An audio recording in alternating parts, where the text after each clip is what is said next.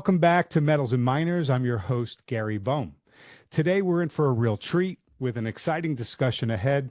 It's our great privilege to be joined by Christopher Aaron, the founder of iGold Advisor. iGold Advisor is a sharp, independent research firm specializing in precious metals, commodities, and currency markets. Christopher brings a fascinating background to the table. He's a former CIA drone analyst who transformed into an anti-war activist, and now he shines as an expert technical analyst. Christopher, it's fantastic to have you back on Metals and Miners. Thank you so much for joining us today. Gary, thank you so much for the kind introduction. Yeah, no problem. All right, hey, let's go into a tour of the charts right away. I know as we were speaking before we hit record, there's some really exciting information that you want to share. So go ahead and jump in, take it away. And if I've got some questions, I will jump in and ask. That's great. Thank you. So I just want to frame the backdrop here for the listeners, what we're talking about with the metals and the miners, the very companies that dig these metals out of the ground. So take a giant step back here, and for investors who maybe own a basket of these development stage and emerging mining companies, you will notice that we are living through this tale of two cities, where it is the best of times for the metals themselves. We have gold at an all-time high, never before seen in the history of humankind. We have silver at a 12-year high right now, but no one is paying attention to it that I can see. We've got copper near an all-time high. I mean, industrial metals, precious metals, the most important precious metal, all-time high. Yet if investors here own a basket of, let's say, development stage companies, as I do, as my clients do, they will notice that most of the companies digging these very metals out of the ground are currently valued at either multi-year or all-time lows. So, Gary, what the heck is going on? We have the metals at the all-time highs and the companies that dig these metals out of the ground at all-time lows. It's like, are we living in the twilight zone here, or what is happening? I've been discussing this with you. I've been discussing this with all of my colleagues across the board, and we're all trying to figure out, are we taking crazy pills, or what are we doing here? So what I want to do is explain to the listeners why this has happened, why we've seen this divergence between the metals themselves and the miners. And then I want to talk about what is coming, because literally in the last 2 weeks here, we are seeing signals that I couldn't possibly have fathomed that we would be seeing just a year or so ago. But we are seeing what I would call the most bullish signals that I could possibly ask for as far as what is coming over the next 3 to 10 years in that window. And Christopher, it's important for those who are tuning in to understand you actually participated in the previous bull market between '08 and 2011. You're not just coming into this over the last few years, waiting for the next one. You actually participated, and you're applying your technical analysis with your experience to generate some of these charts that we're about to see and the intelligence that comes off of them. Correct. And it just is a little bit of a backdrop. I was literally in the wars. I was in Afghanistan. I was in Iraq during the last cycle from 2008 to 2011. I was in the war as the crash of 2008 was happening. And by pure luck or providence, grace, let's say, from the higher power, I was given the opportunity to invest into the sector as everything was crashing in 2008. And so everything crashed, and this is where I really cut my teeth. All these miners crashed, gold fell, silver fell, the general stock market fell, the housing market fell, everything crashed in 2008. And as a 20-something-year-old at the time, I was investing into the sector. And then in the recovery from 2008 to 2011 is when I made my first small fortune, because a lot of these companies that had fallen by 90%, they rose 10 to 20x in the next 3 years, 10 to 20x. And so I know what a bull market in these miners looks like. And we have not been in a normal bull market here over the last 10 years. I want to explain why. I know what it's like when your portfolio starts to do things that your mind previously couldn't fathom. And it opens up possibilities in one's life to do what one wants to do, to live how one wants to live, to give, to play, to explore in all the different ways. And this is what my research shows is still ahead for this cycle. A lot of people have gotten super discouraged by this cycle. But if you're throwing in the towel right now, or if you've given up recently, I think you should consider coming back. And the data supports it. Well, let's jump in. I'm excited. All right, great. So let me share my screen here. Can you see the red backdrop? I can, yeah. Great. So we will start with this. This is why. This is why, if you've been participating in the precious metals cycle over the last 10 years, you've noticed that all these development stage companies have lagged so much. So here's the takeaway, and here's the evidence for it. The takeaway is that the market, the sum of human intelligence, has functionally treated both the Dow Jones Industrial Average, the top 30 industrial stocks in the United States, and gold, the 5,000-year store of wealth, functionally the same asset class for almost a decade. Don't believe me? Look at the two lines. Look at Dow in green and gold in gold. And look at how since the beginning of 2016, so now we're in 2025, almost 10 years, the Dow and gold have been moving more or less in lockstep. Yes, there's a couple brief windows here where one outpaces the other, but then the other one catches up, and look as a net sum. Both of these asset classes have been treated the same by the market. There's been this extremely tight correlation, and it's because of this. You have to think about the average investor. I mean, not the precious metals diehard, not the precious metals bull, but the average investor. We're talking about the average Western investor who's working a job, who has a family or kids or pets or hobbies, and they don't have time to focus on studying the markets day in and day out. These people have seen no need to own gold, even though the price of gold is up almost 160% in the last 10 years, because they have done just as well in their 401k funds or their superannuation funds in Australia. Every country has these. They've done just as well in their index funds as they would do in the price of gold. And so they have not seen the need to come into the precious metals sector.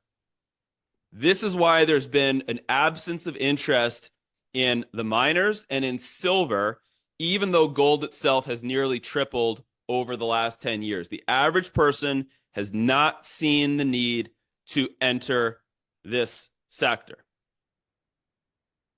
That's the first. That's the backdrop. That's the why.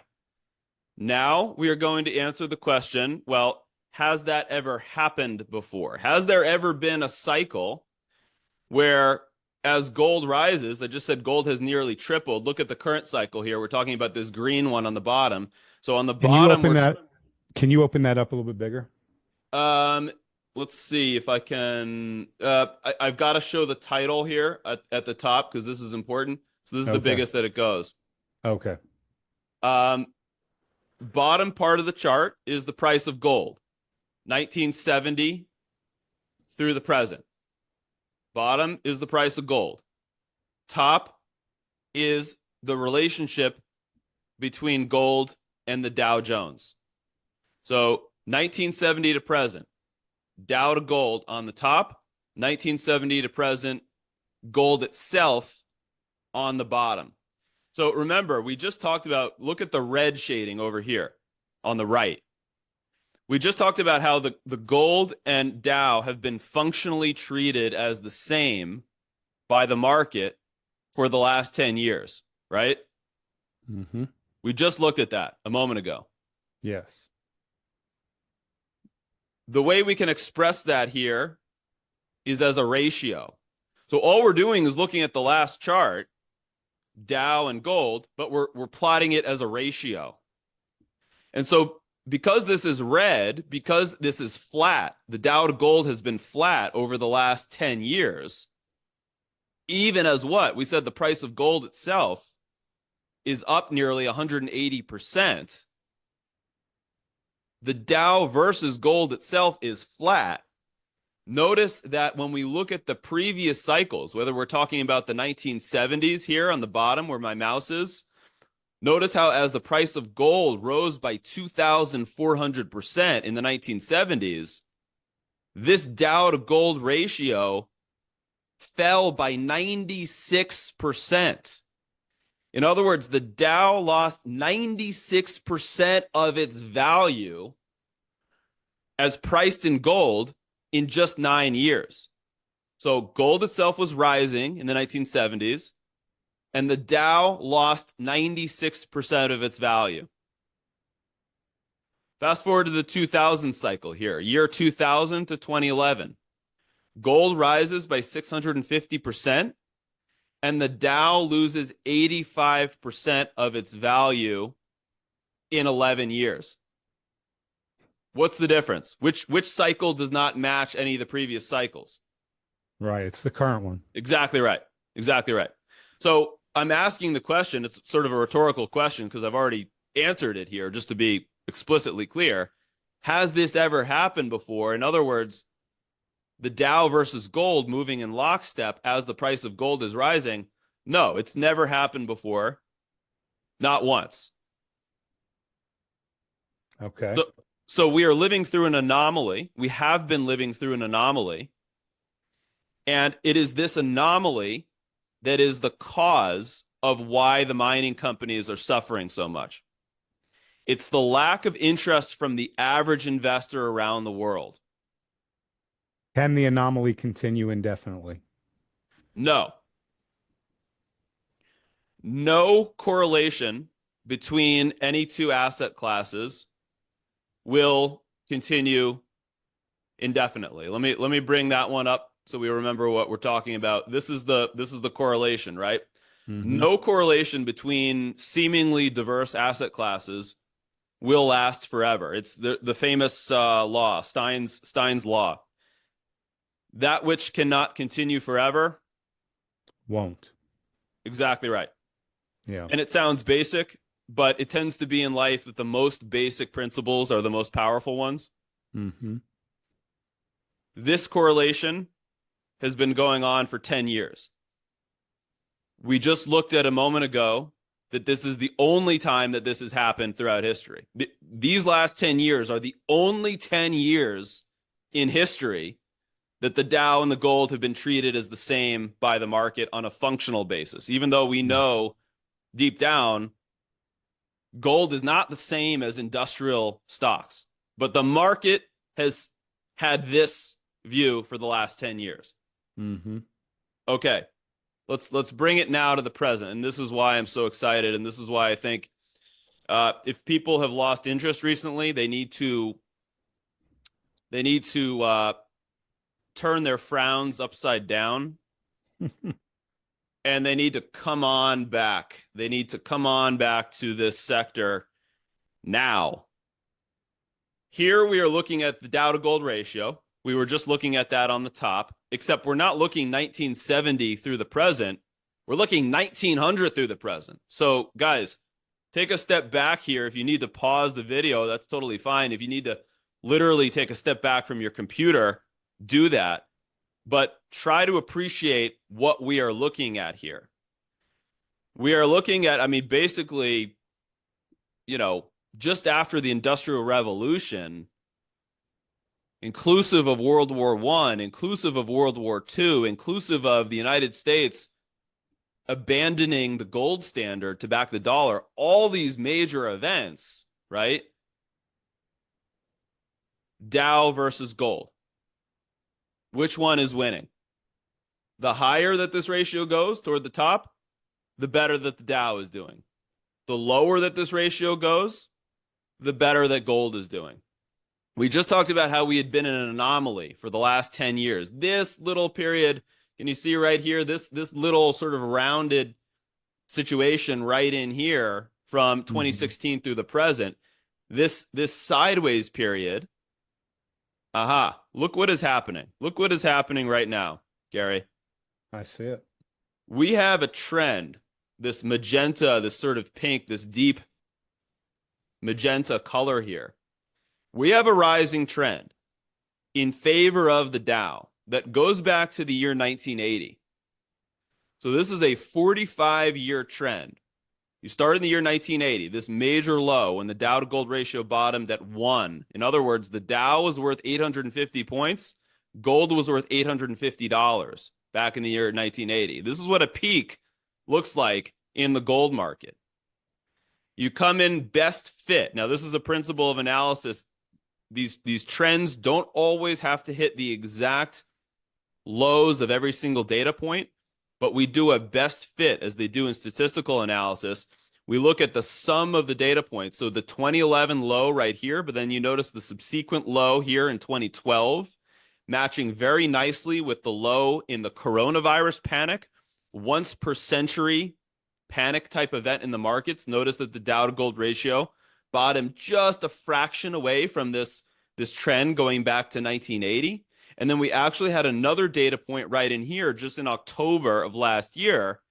And so we have a very nice best fit 45-year rising trend in favor of the Dow. This trend since the year 1980 had been rising in favor of technology and in favor of industrial stocks, mainstream stocks, 401k funds, SPY funds, diamond funds, all the mainstream stock funds.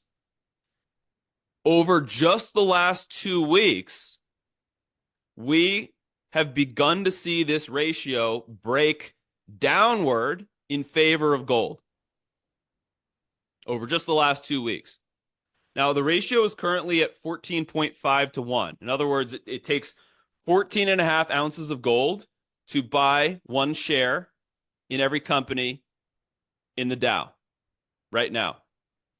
Look at the fact that over the last 125 years, this signal, this giant breakdown signal, has only happened 3 other times. Yeah, now I will notice the first time it happened, obviously during the Great Depression, it just sliced through that rising trend line and it just plummeted. The next 2 times, though, it tried so hard to stay elevated and it lasted a few years after it broke through that trend line. So, it came down and then it chopped around for a little while and then it finally gave up. Excellent observation. Absolutely correct. Back here in the Great Depression, it sliced lower like a knife through hot butter. The reason for that is because gold was on a fixed dollar standard. Gold was worth $20 per ounce. And so the way that this ratio compressed, when stocks lost 83% of their value in 3 years, and by the way, we're talking about from the breakdown point of the trend, not from the absolute peak. If we measured from the absolute peak, it would be more like 95%. But from the breakdown level, the only thing that could happen is for stocks to lose 83% of their value, since gold was on a fixed standard. Mm-hmm. We fast forward to, for example, the 1960s cycle. This ratio broke in 1968. And so what happened was there was a bit of chop and grind. In other words, from 1968 to 1971. So this is an important principle for investors to understand when we look at the current cycle over here.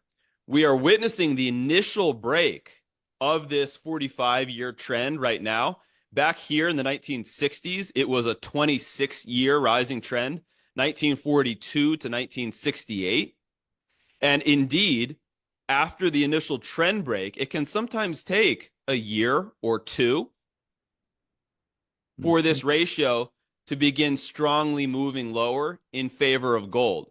In the case of the 1960s to 1970s, from the breakdown point right here, the red highlight, the Dow lost 96% of its value in 12 years. That's just astounding. It is. And these are, you can see the numbers right here. I'm not making these numbers up. You can calculate it for yourself. You take right here on the y-axis where this was, right around the 27 level, and you notice that by the year 1980, it compressed to 1. If you do 1 over 27, you're getting approximately a 96% decline. This is life altering. This is life altering analysis. These are life altering moves that happen on these generational timescales.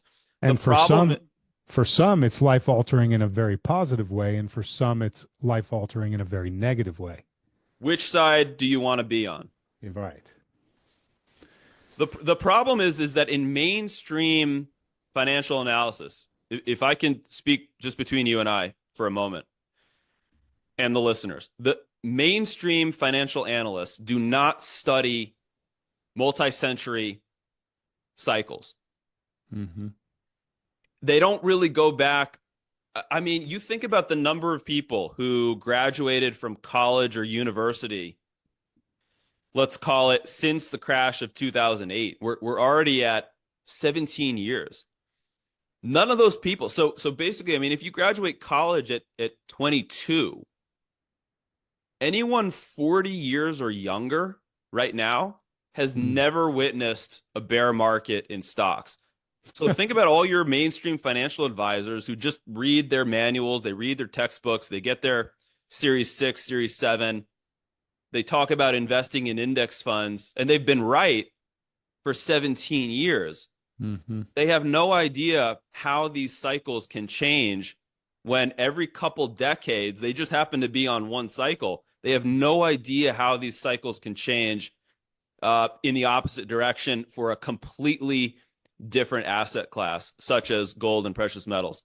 It's amazing. So one other thing here. So in 1980, we almost kissed the 1-to-1 ratio. I've heard some folks saying that they believe we're going to get back to a 1-to-1.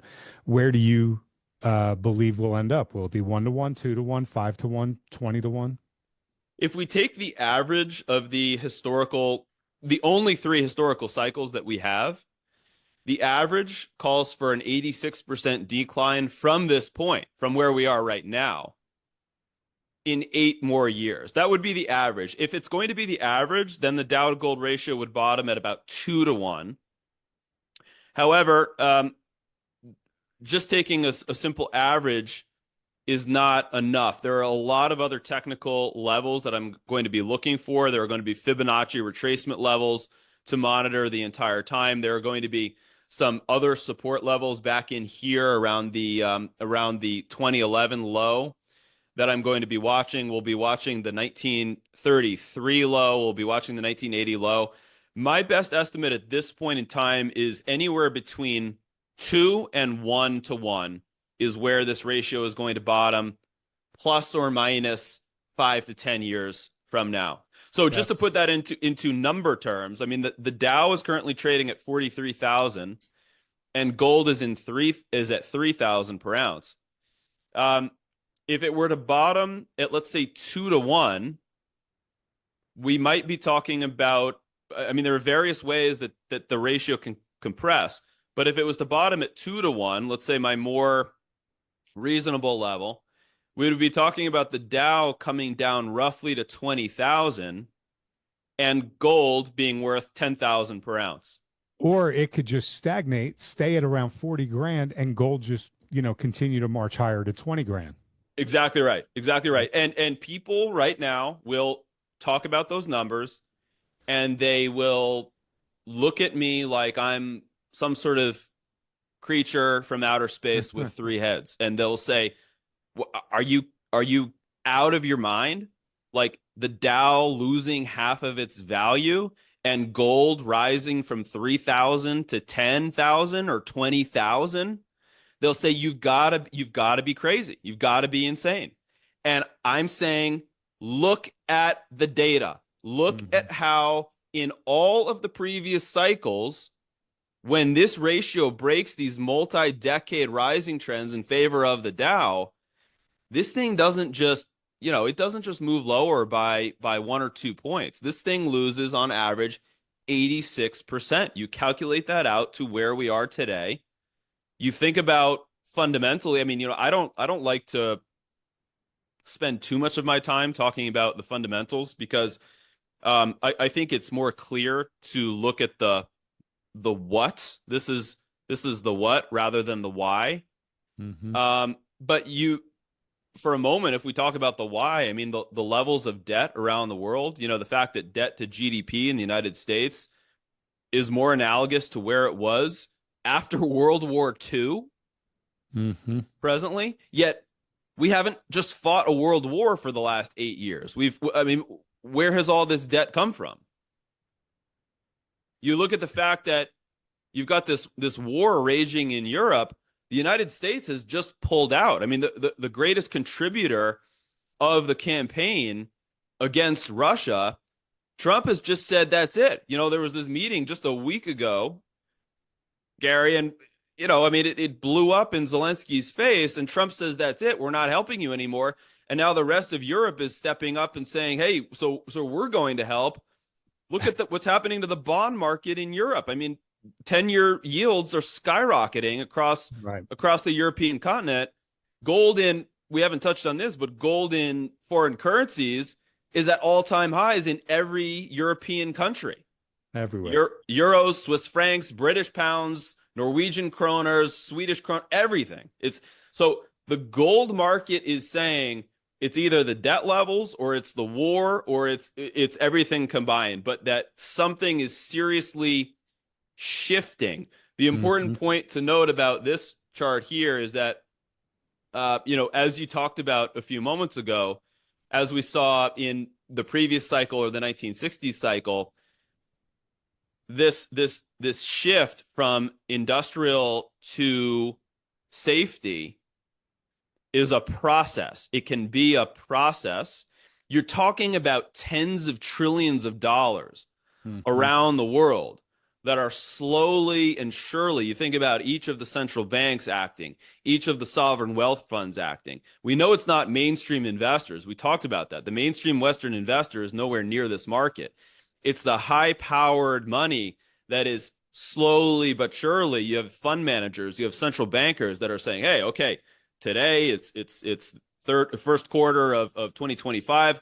Let's move 1% of our assets from bonds into precious metals." You multiply that out by 25 central banks around the world, each acting on their own timescale, sovereign wealth funds, some large institutions, hedge funds. This is a process. We're seeing the beginning of the process. What this chart is showing us is that the process is beginning to accelerate. It's like the green light has gone, the starting gun has gone off, and the race has begun now. Exactly right. Yeah, Exactly. it's really interesting. So, okay, before I know you have one more chart, but before we go to that chart, Yep. let's just quickly touch on how the miners benefit when you see this and this isn't the right analogy, but this fourth turning in a way that's about to take place. And I don't mean it the fourth turning in the sense of the Neil Howe fourth turning. I mean on your chart. We're Yep. looking at a fourth turning on this chart. How does this benefit the miners? This is the signal that we've needed to see to show us that the speculative bid, I'm going to call it the speculative anti-fiat bid, anti-mainstream bid. And by that I mean the average investor, the average Western investor, who we talked about is not in this market presently. I'm already seeing it in my business, working with individuals via consultations and in more of an advisory role. I'm seeing it where I have some individuals saying, price of gold is $3,000 per ounce. Like, think about the average person who has bills and expenses and all these things going on. The average person doesn't have 3,000 extra dollars at the end of the month, especially not to buy one little ounce of gold. I mean, it seems like they're not getting enough for their money at $3,000 for an ounce. So I'm seeing this for the very first time. What I'm talking about is the average Western investor having that thought. Imagine gold goes higher. Imagine it's 4,000, a year or two from now. And they say, I don't want to part with 4,000 of my dollars for one measly coin. Instead, I'd like to buy, wait a minute, I can buy 50 or 100 ounces of silver for, Yeah, you know that very psychological mindset you're describing makes me think that this gold bull run will have fewer participants, but the silver bull run will have more and it'll go higher and further. it will. And let's add the last category to that. It's the mining companies for both gold and silver. And the reason for that is because for the average investor, let's say doesn't have $3,000 at the end of the month, but maybe has $1,000 or $500, it's much easier for them to log into their brokerage accounts and type in the word gold or silver and say, oh, here's a list of 20 different gold and silver companies that just showed up. I'm going to put $100 into a basket of 10 or 20 of them, and I'll just do that at the end of every month. You multiply that out by several hundred million people around the world that go back to the Dow to gold chart. If you doubt me that this will happen in this kind of way, it's only because you're thinking about the last 10 years when the Dow has done just as well as gold. And so that average person has been looking at their retirement accounts saying, why would I think about this shiny rock, right? They are not going to be thinking that when they start to see negative returns on their 401k funds, on their retirement accounts, and they start to see little hints, little percolations in the mainstream press. Hey, gold is up another $100 this week. Wow, gold just crossed 3,300. Gold is now at 3,500, but I just lost 10% in my retirement account over the course of the last quarter. Wait a minute, maybe I should. And then you connect the dots, and then, but goodness, it's 3,500 for an ounce of gold.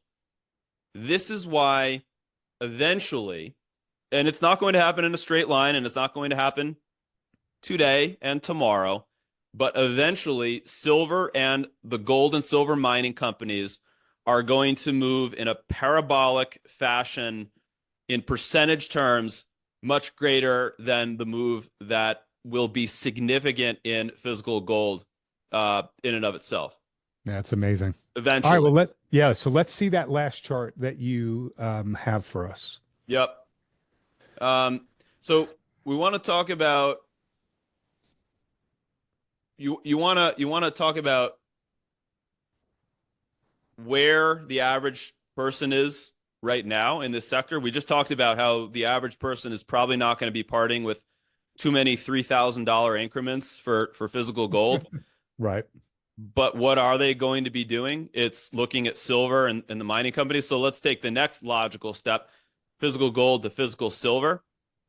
Here's the price of silver on the top, 2020 through the present. Price of silver is now 7% above its 2020 peak. Look at where interest in that very silver price is. This is analysis from Google Trends. What are Western investors in the United States? And of course, this is going to apply to most Western democracies around the world.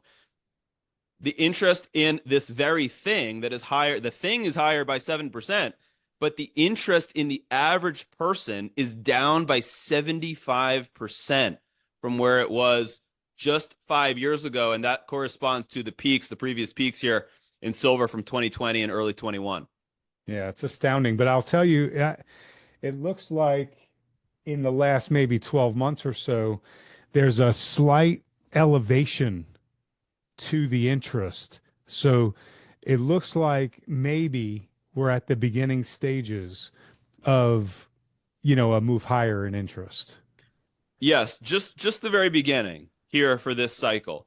And these cycles are going to play out in waves. We're going to see waves coming. We're going to see temporary peaks in the interest. That'll coincide with a temporary peak in the price of silver. Silver will either consolidate or retrace. We'll see the interest from mainstream investors come back down. But it's very important to follow this sort of relationship over short run and also longer cycles. That makes sense. Yeah, so I appreciate your walk through the charts with us. and you can return us back for the Yep. next part of our discussion here.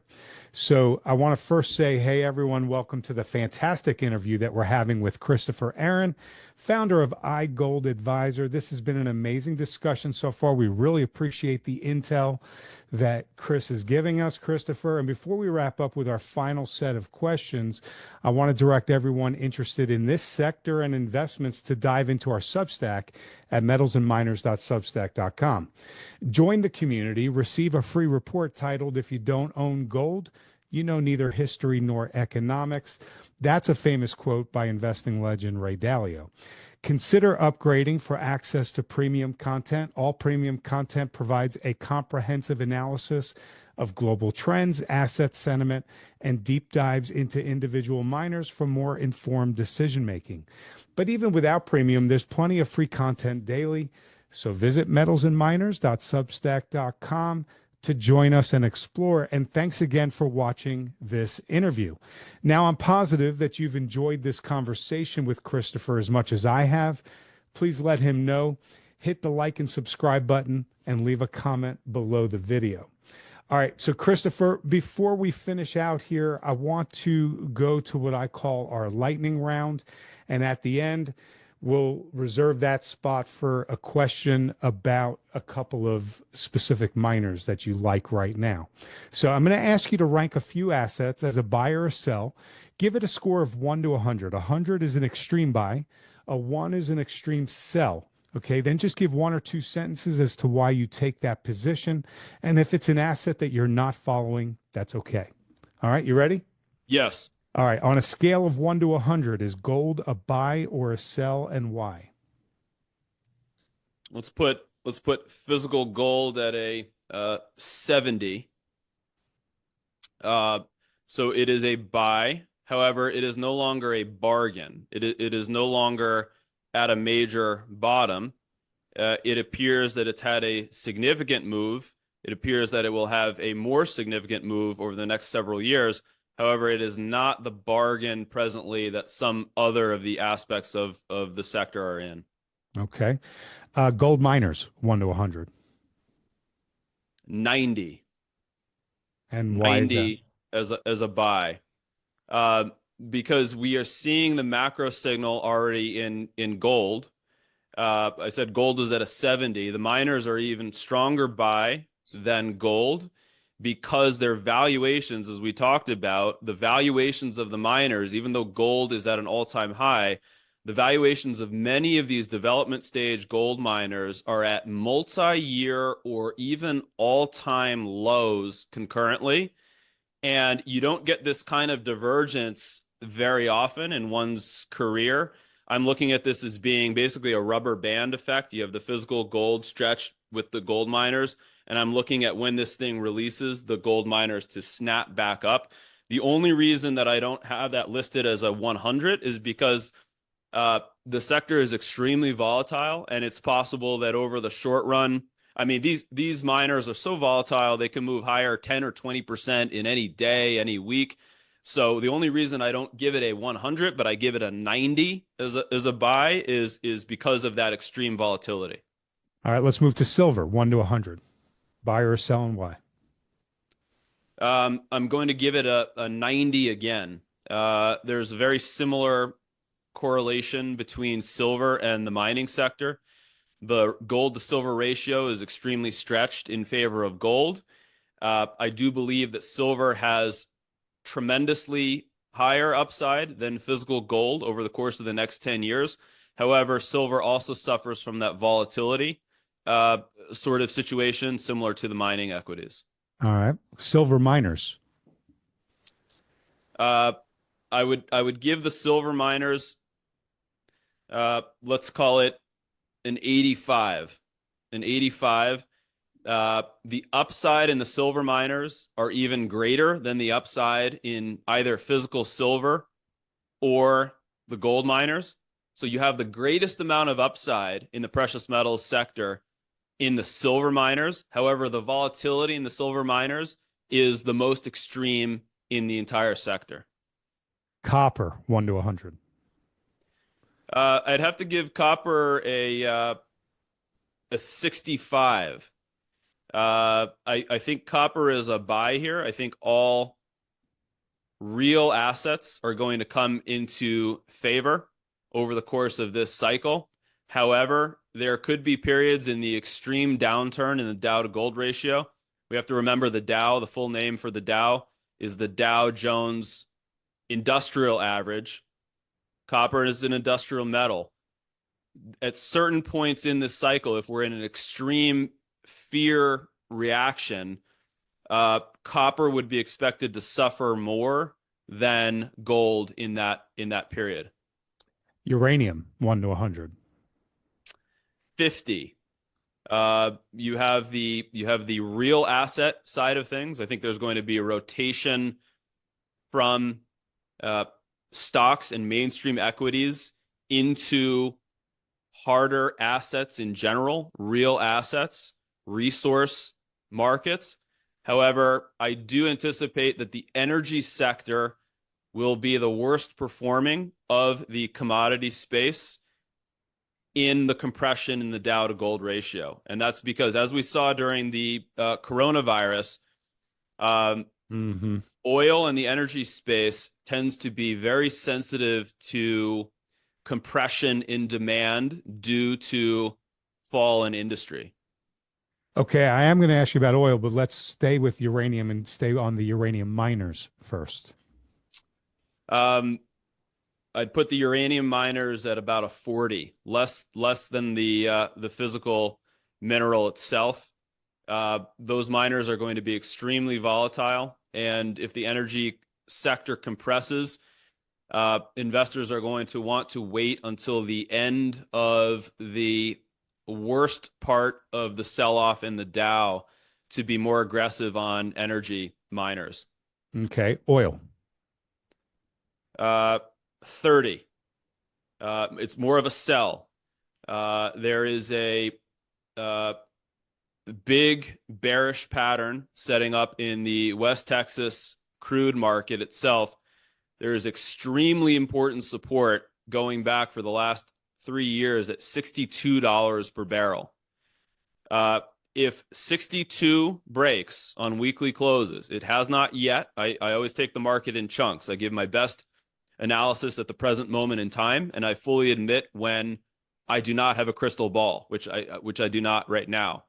But that said, if that 62 level breaks, I have a significantly lower target for oil over the next several years, up to and including a situation like we saw in the coronavirus where oil actually went to zero and it actually went negative briefly. So in sum, I am quite cautious on the energy space here, especially in the worst of the compression in the Dow to gold ratio.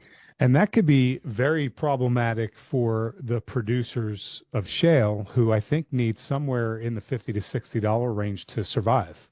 So yeah, that could exactly be right. Yeah, that could be a major problem. All right, the Nasdaq 1 to 100. We've got to put the Nasdaq at about a 35. I have two opinions on technology in the world. I'm not bearish on the state of the world and the state of, let's say, the capacity of humankind. I'm an optimist. I think over the course of the next generation, we're going to get extremely efficient at producing energy.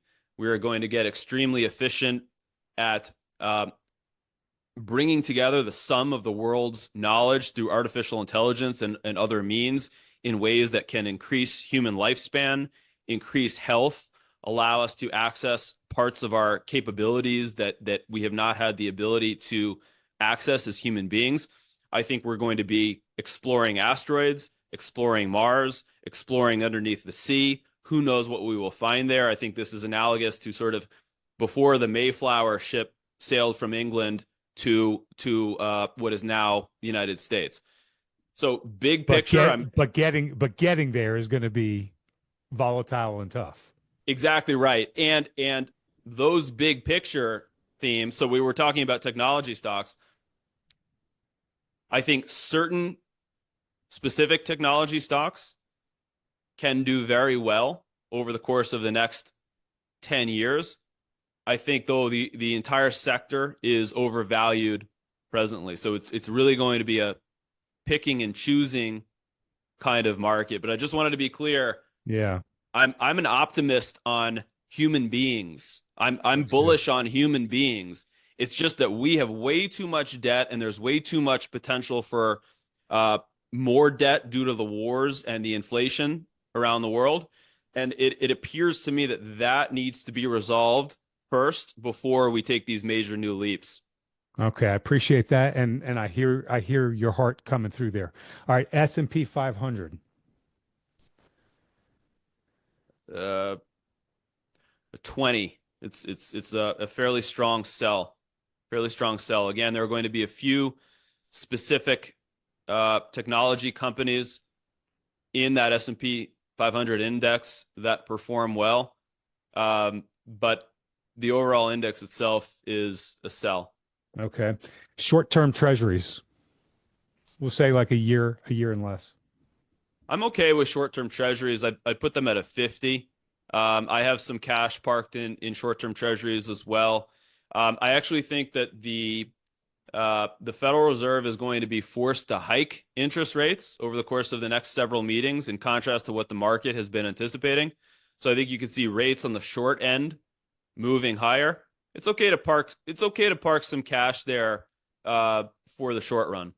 Okay. And long-term treasuries. We'll say 10, 20, 30. 0. It's the strongest sell. It's an even stronger sell than, let's say, the S&P 500 or the Nasdaq indices. I hate to say this, but it's the kid that you don't want to pick for your dodgeball team. Yes, When you're and little. it's probably going to be the only 0 that I give. The only thing worse than holding too many dollars right now. Again, it's okay to hold some dollars right now because we need to pay the bills, and there are going to be mini cycles where some things crash in value. Maybe real estate comes down, maybe certain technology stocks come down that you want to scoop up in the future. So it's okay to have some cash short term, but there's nothing I would move away from stronger than locking in a low interest rate for 20 or 30 years. Yeah. Yeah. Very well said. And lastly, in this section here, on a scale of 1 to 10, with each representing a percentage, 1%, 2%, 2.5%, 3%, whatever, where do you see inflation ending the year? And it could be a range. I think we will be ticking back up toward 4% by the end of this year. Okay. All right. Now let's turn our attention to a couple of names that you like. You don't have to go into whatever detail you feel like. We'll just keep it to, a minute or two. A few equities on the mining side. Yeah, I appreciate that, Gary. Because we are talking about the miners here, and so I just want to remind investors that big picture backdrop.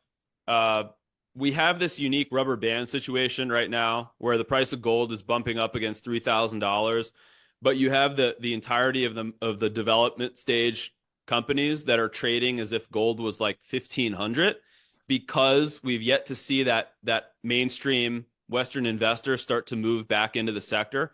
But we already see the beginning of the signal on that Dow to gold ratio. It's rounding over right now. So for investors who understand this, you've got gold at an all-time high, you got silver at a 12-year high, but you have most of the gold and silver miners trading at multi-year lows. If you have the volatility tolerance for it, remember, that's why I didn't rate these as 100, but I gave them a 90. If you have the volatility tolerance for it, just want to mention two names that all I'm doing is mentioning names that I have money in myself, that my clients have money in. So I'm basically giving away these picks for free. I don't take any fees from these companies. It's not my business model. Provenance Gold. Ticker is PAU in Canada and PVGDF in the United States. Not Providence, Provenance. Provenance Gold has made a new discovery in Nevada just 3 months ago. It's a historic resource, not 43-101 compliant, but back from the 80s and 90s, the estimate was 2 million ounces of gold in the ground. It's in Nevada. It's near the surface. the first drill hole of last year, they found visible gold 3 times below the historical resource model. So if this thing is 3 times bigger than they previously thought, you've got a monster on the hands in Providence. Very volatile, but I think this could be one of the big names of 2025. And then on the silver space, I really like the development stage companies that already have these nice silver resources in the ground that are just being valued at pennies on the dollar because you haven't seen that interest in silver like we've talked about. So Southern Silver Exploration is a company that I really like. I own. My investors own this company as well. It's nowhere near its recent peaks from the last few years. You still have a lot of upside with that. Southern Silver is SSV on the Canadian and SSVFF in the United States. Southern Silver, the reason I like it, they got 300 million ounces of silver equivalent in the Cerro Las Menitas project in Durango, Mexico. And it's a below ground, it's an underground high grade mine. It's the average grade, you're getting into 400 to 500 grams per ton, and it's below ground. So there's no fear about maybe any of the open pit banning that they might do potentially in Mexico. So Providence and Southern Silver are 2 names that we are invested in here. Might want to check them out. Okay, appreciate you sharing those. I'll put the tickers up in the part of the video that you just mentioned, each one, so that everybody could go check them out. And I'll try to put them also in the description area with a link so they can go pull it up through Google or something. Christopher, thank you for coming back on to Metals and Miners, for being so generous with your time, analysis, and ideas. Would you let everyone know how they can connect with you and learn more about your work? I appreciate that, Gary. Yeah, the website is the letter I and then goldadvisor.com. And they can also find me on X or Twitter. The handle is at iGlobalGold. And I post quite a bit on there these days. So there's a lot of free charts, free analysis that goes out there. I post some of the articles that I publish on Gold Eagle. A lot of good stuff to check out. All right. Awesome. You know, I've been following you for a while, so I really appreciate all your work and all that you share, and everybody else, you need to go check them out. I look forward to having you back on, Christopher, sometime soon. Thanks for being here with us, and everybody else, thanks for watching. Thank you very much, Gary.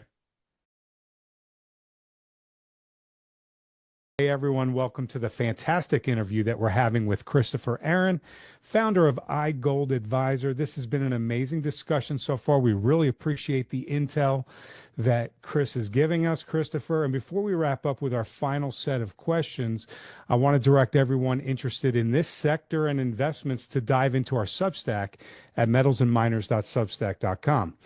Join the community, receive a free report titled "If You Don't Own Gold, You Know Neither History Nor Economics." That's a famous quote by investing legend Ray Dalio.